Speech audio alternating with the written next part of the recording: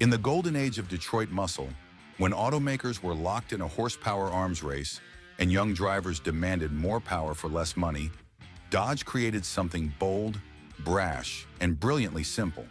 It was loud, it was bright, it was unapologetically confident, and it carried a name that would go down as one of the most instantly recognizable in muscle car history, the Dodge Super Bee. On paper, it was meant to be a budget performance machine. In reality, it became an icon, a symbol of working-class power, youthful energy, and the idea that muscle didn't have to be polished or pretentious. The Super Bee was built for drivers who wanted a car that could sting the competition without stinging their wallets. The story began in 1968, at a time when Plymouth had just launched the Roadrunner, a car so wildly successful that even Chrysler itself wasn't fully prepared for how quickly young drivers would embrace it. Dodge, looking over at their corporate cousins, realized they needed their own stripped-down street fighter. Something cheaper than a Charger, simpler than a Coronet, and rowdier than anything else in their lineup. Something with attitude, something with sting.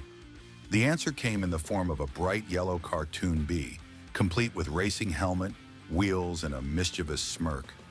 A badge that said everything without saying a single word. This car is fast, fun, and not taking itself too seriously. The first Super Bee was built on the B-body platform, specifically the Dodge Coronet shell. While Plymouth had the Roadrunner, Dodge wanted to make their version stand apart. The Super Bee came with unique side stripes, a tougher front grille, and a character of its own. Dodge engineers equipped it with the 383 Magnum 8 as standard, a 335 horsepower beast that delivered the kind of low-cost performance young drivers craved. It wasn't about luxury, it wasn't about refinement, it was about raw muscle at a price nearly anyone could afford. Fun fact, the name Super Bee wasn't originally meant to be humorous. It actually came from the B-body platform designation.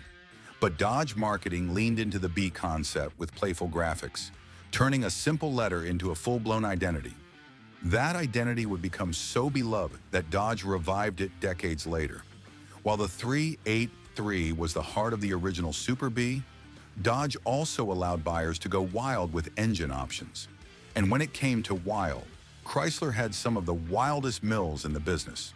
The most incredible option was the legendary 426 Hemi, an engine with race-bred DNA and a reputation for chewing up asphalt. If you were brave enough and financially stable enough to tick the HEMI box on your order form, you ended up with one of the rarest and most brutally powerful Super Bees ever built. Very few buyers chose the Hemi, but the ones who did created legends. But the engine that gave the Super Bee its personality, its soul, was the 446 pack. Three two-barrel carburetors working together like a chorus of controlled chaos. When a driver stomped the pedal, the outboard carbs snapped open like wings, sucking air and fuel with an urgency that made bystanders take a step back. The 446 pack Super Bee wasn't just fast, it was furious. The press called it a street brawler in vivid paint. Drivers called it the best bang-for-buck muscle car ever built. Fun fact, the six-pack carb setup was so aggressive that the engine would literally shake the whole car at idle. That rumble wasn't a defect. It was Dodge letting you know that you were holding something wild. And speaking of wild, Dodge wasn't afraid to dress the Super Bee in colors that ensured you could spot one from across a city block. Bright yellows, lime greens, blazing oranges, paint choices that practically glowed under sunlight. These colors weren't just aesthetic decisions, they were cultural statements. Late 1960s muscle wasn't subtle. It wasn't meant to blend in. It was meant to reflect the youthful rebellion of the era. And the Super Bee captured that spirit better than almost any car on the road. 1969 brought some of the most beloved Super Bee variants, including the famous A12 cars. These were the holy grail six-pack machines. Lightweight, performance-focused, and built for one thing, destroying the quarter mile. The A12 cars came with a black fiberglass lift-off hood held down with 4 racing pins. No hinges, no frills, just pure drag strip swagger. Underneath, the car used heavy-duty suspension components, a Dana 60 rear axle, and wheels designed to take a beating.